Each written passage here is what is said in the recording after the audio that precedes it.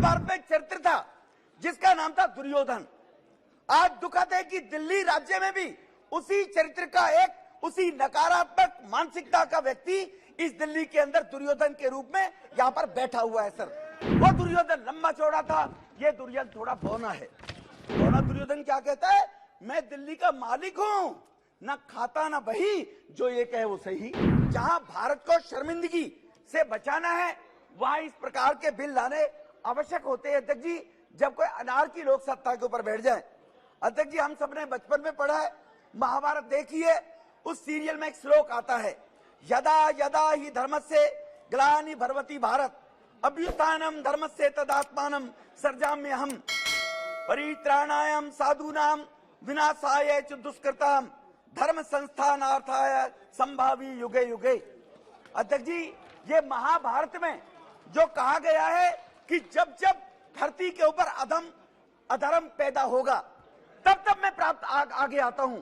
जब जब अधर्म बढ़ता है सज्जन लोगों की रक्षा के लिए मैं आता हूं, दुष्टों के विनाश करने के लिए मैं आता हूं, धर्म की स्थापना के लिए मैं आता हूं और युग युग में हमेशा जन्म लेता हूं। ये महाभारत में कहा गया हमारे पुराण में। अध्यक्ष जी, अब अध्यक्ष जी, ये बिल दिल्ली में पिछले 8 वर्ष से हो रहे अधर्मी सरकार के अधर्म को समाप्त करने के लिए लाया गया है।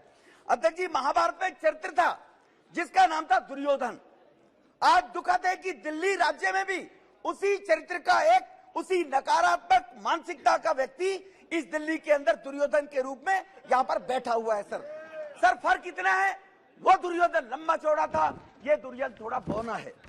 सर, दूसरा, उसके पास एक शकुनी था और इस बौने दुर्योधन के पास को बहुत भ्रष्टाचारी, परिवारवादी, सनातनी विरोधी ऐसे गठबंधन के लोग साथ लग गए हैं। सर, इसलिए अध्यक्ष जी, राज्य के एडमिनिस्ट्रेशन और जनप्रतिनिधिगण में तालमेल की आवश्यकता होना जरूरी है। मैं सहमत हूं, अभी नेता प्रतिपक्ष ने विपक्ष ने कहा है, दोनों को मिलकर जनता के काम, जनता की सेवा करनी चाहिए, ये बिल्कुल ठीक है अध्यक्ष जी।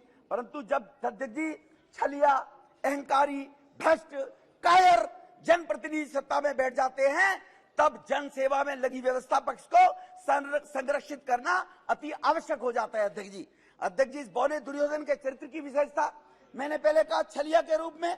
अध्यक्ष जी, मैं इनकी राजनीति की यात्रा के बारे में बताता हूं, सदन को अपने आप इनका सब पता चल जाएगा। सर, अध्यक्ष जी, जो मान्य सदस्य बैठे हैं, पहला चरित्र था विश्वासघात। जिन लोगों को जनमानस का एक विश्वास था, अन्ना जी जैसे लोगों को, कुमार विश्वास जैसे लोगों को, सत्ता पर बैठने के बाद उनके साथ विश्वास किया जिनके दम पर राजनीति में आया था, ये कहकर कि पढ़े लिखे लोग होने जरूरी नहीं है, अन्ना जी भले अनपढ़ है लेकिन शासन व्यवस्था बहुत बढ़िया चलाएंगे, ये पौने दुर्योधन ने बोला था। अध्यक्ष जी, इसीलिए अध्यक्ष जी उनको धोखा दिया। दुर्योधन ने ऐसा ही विश्वासघात किया अपने चचेरे पांडव भाइयों के साथ, इन्होंने भी वही किया। इसीलिए अध्यक्ष जी, दुर्योधन ने भी छल कपट से सत्ता हथियाई। इनका छल कपट देखिए, दिल्ली वासियों के साथ झूठे वायदे करके कहा, इस बौने दुर्योधन ने मैं पूरी दिल्ली में सीसीटीवी कैमरे लगाऊंगा। ये पता नहीं कांग्रेसी कहां ढूंढ रहे हैं सीसीटीवी कैमरे। मैं 500 स्कूल बनाऊंगा, पता नहीं इन्होंने कहा 500 स्कूल गिन लिए कांग्रेसियों ने। 500 स्कूल के साथ 20 कॉलेज बनाऊंगा, फ्री वाईफाई दिल्ली को दूंगा, दिल्ली को लंदन पेरिस बनाऊंगा, पेरिस बनाने के बाद हर घर में नल से जल दूंगा।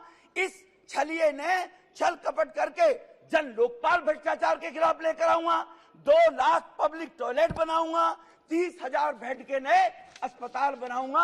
ये बताइए, दिल्ली में कोई गिनवाकर, आप दिल्ली देश की राजधानी में माने सांसद के रूप में सदस्य बैठे हुए, गिनवाकर बताएं और वो रिपोर्ट रखें कि उस छलिए ने जो कहा था वो कितना दिल्ली का विकास हुआ है।